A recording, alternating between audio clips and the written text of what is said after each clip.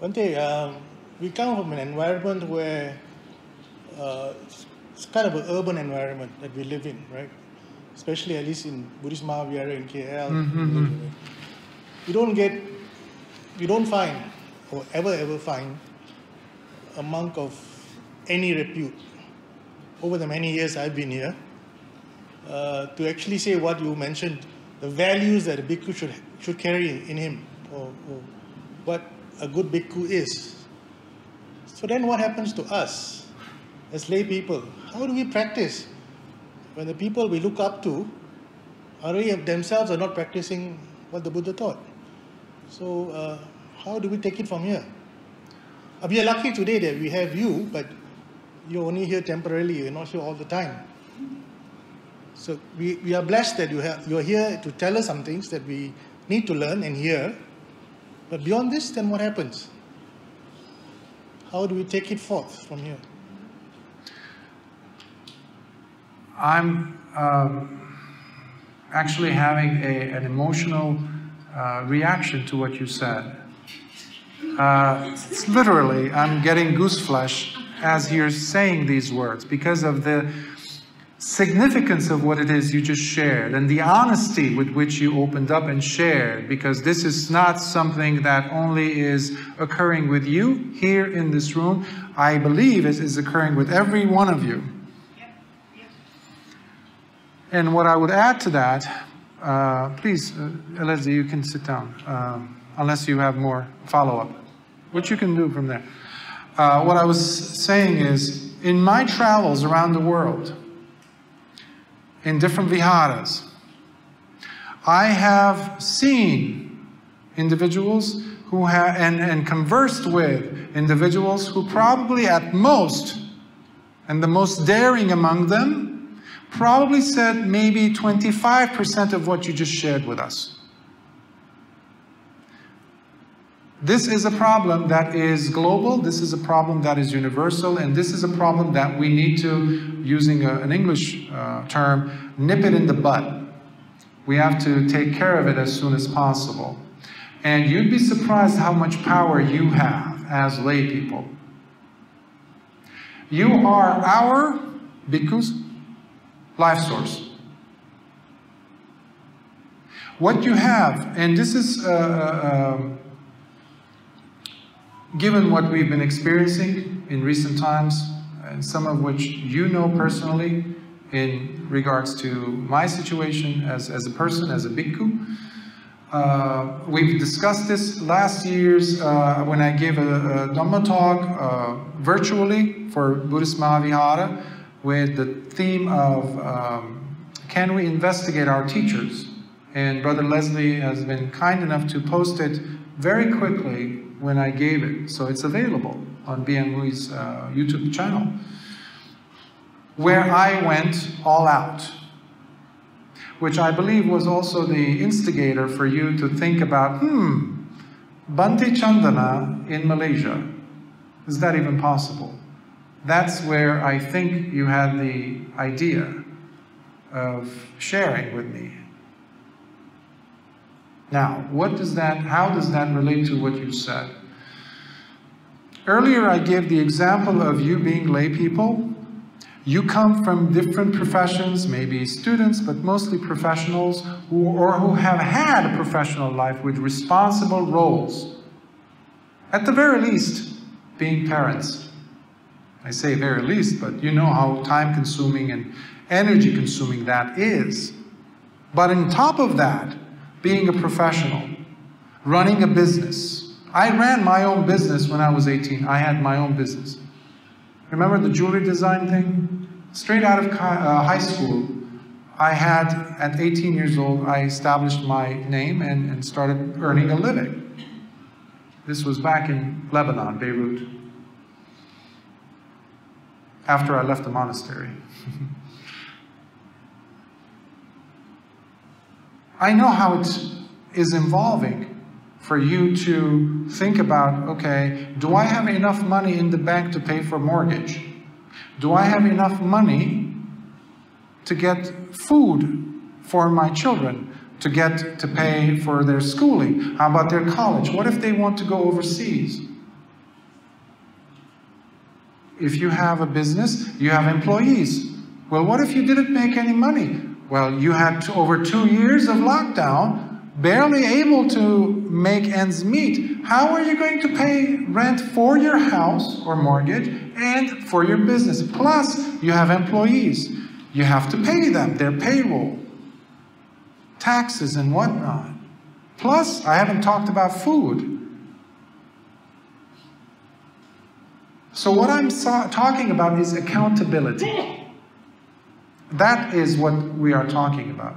That is the elephant in the room. Because if I were a layperson, and I was a layperson for many years, and I would see the problem that you just pointed out, and that I've been talking about for almost 2 hours, is the elephant in the room that nobody wanted to talk about. Is the bhikkhu living according to the standards set down by Lord Buddha? The answer was no. But at least there's a bhikkhu. At least there's a temple I can go to. Urban environment. Where else am I going to go? I feel committed to this because it's my parents' tradition, or I have faith in Lord Buddha. Something that keeps me. But at the same time, every time I'm there, every time I leave, I feel like I betrayed the Buddha. Every time I feel I betrayed the Dhamma. But this is what my parents did. They made offerings, and I guess this is okay. One day, maybe, when I die, I'm going to experience bliss of Nibbana. All that nonsense. Imagine Lord Buddha saying to his students, yeah, give the dana, practice some sila, and wish for the next life for you. Yeah, bliss Nibbana, Nibbana bliss. Yeah, go. Next. That is what's happening. We have eyes, we see, no? Now, when you have a tumor, what do you do? If you're a surgeon, what do you do? Yep. You gentlemen over there, you cut it out. Well, that's not unique to one person. We all agree to that. If you have an employee that doesn't work, but every month, every week, or every 2 weeks, you pay them their salary. But they don't work. They come and sit. Or you have a tutor. Some of us had tutors, maybe. You go to school and you need an extra help. You hire someone. Teach me computers. Teach me this. Imagine the person comes and you pay them $50 a month or whatever it is, and you still get a bad grade. Or you don't learn the foreign language. What do? Do you still keep them? Or do you fire them? That is what Venerable Moggaliputta Tissa did. Fired them. Thankfully, we're not Emperor Ashoka where we chop the heads off. We don't want that. You know, Panatipata Veramani, we practice non-harm, non-killing. But we are doing something far worse if we see the problem and we don't do anything about it. Now, the problem also is the loyalty.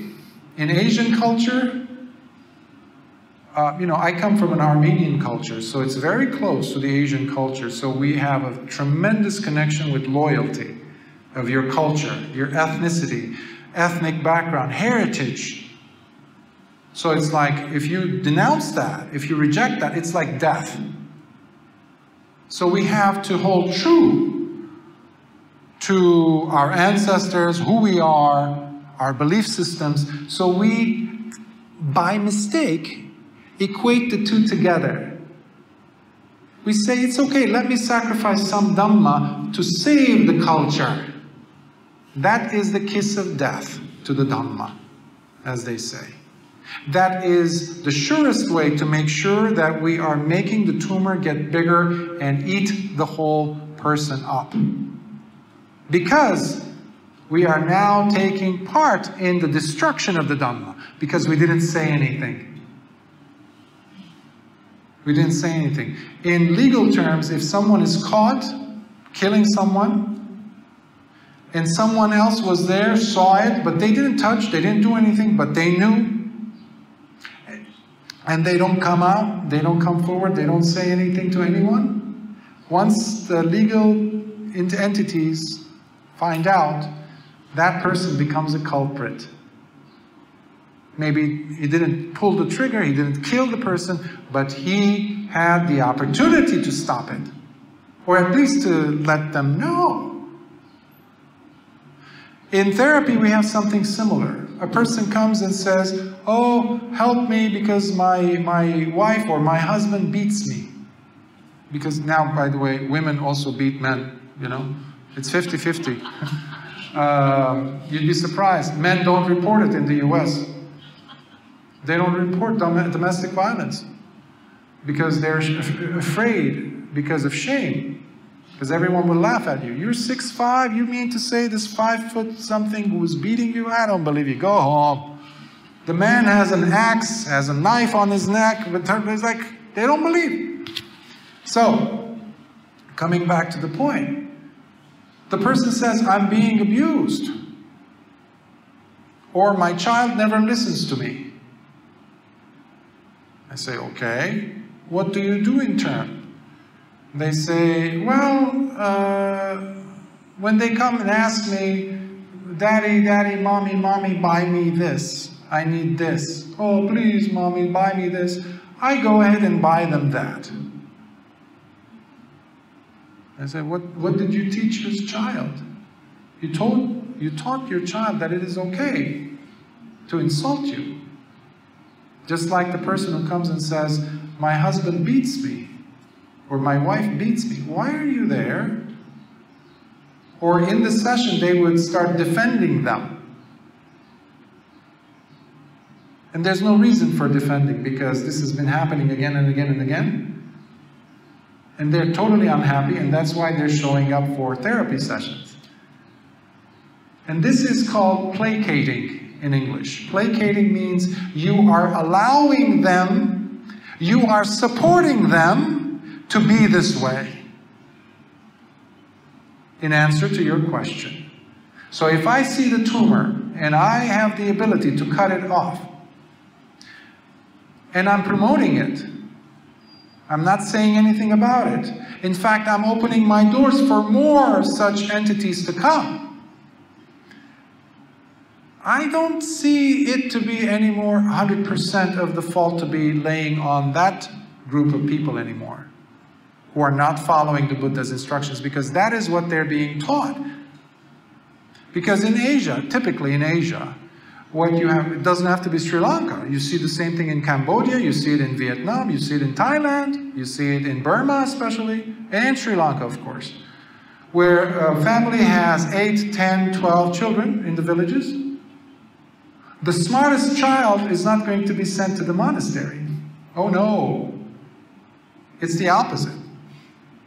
The smartest is going to be, the family is going to work hard to send him to a good school so that he could become, or she could become a doctor or something, a lawyer. The dumbest is going to be sent to the monastery. I'm sad to say, this is again and again you see this. They're going to be sent to the monastery because it's free education, and he has a chance to make it big, and one day to become a Mahatera, to become an abbot, to have a monastery of his own. And guess what? They will. They will. This is set. This has been going on not just recently. This has been going on for centuries, and not just in Sri Lanka. This has happened starting from India. That's why we lost the Dhamma in India. Completely. Completely. It was gone.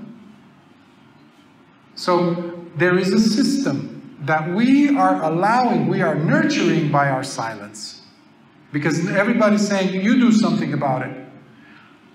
Unfortunately, I'm the only bhikkhu I know who talks about this. I've never heard any bhikkhus mention. In fact, many bhikkhus said, don't talk about vassas.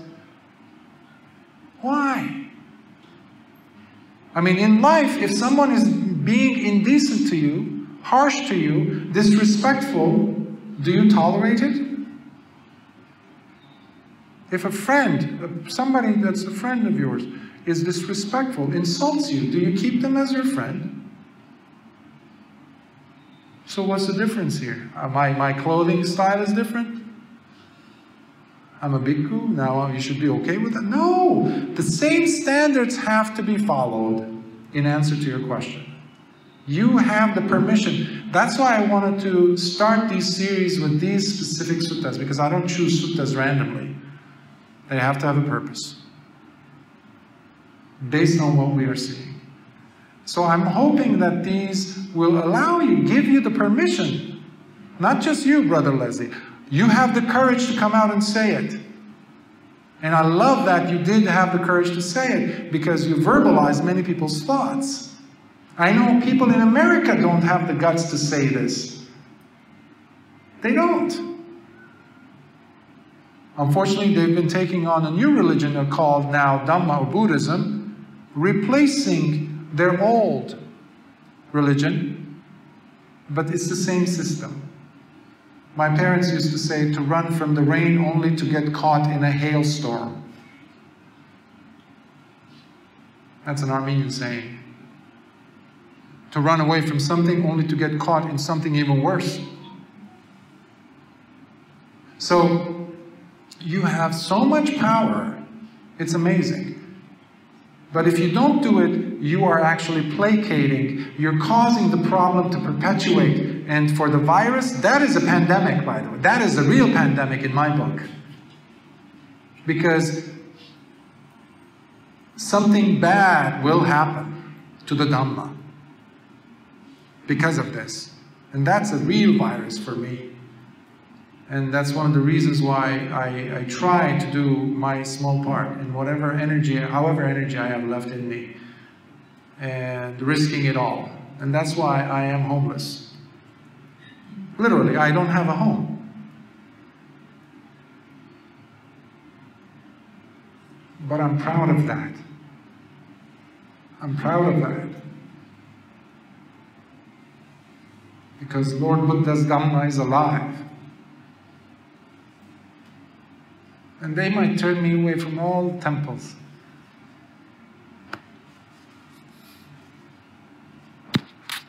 Dhamma in my heart is my home. The Dhamma is safe.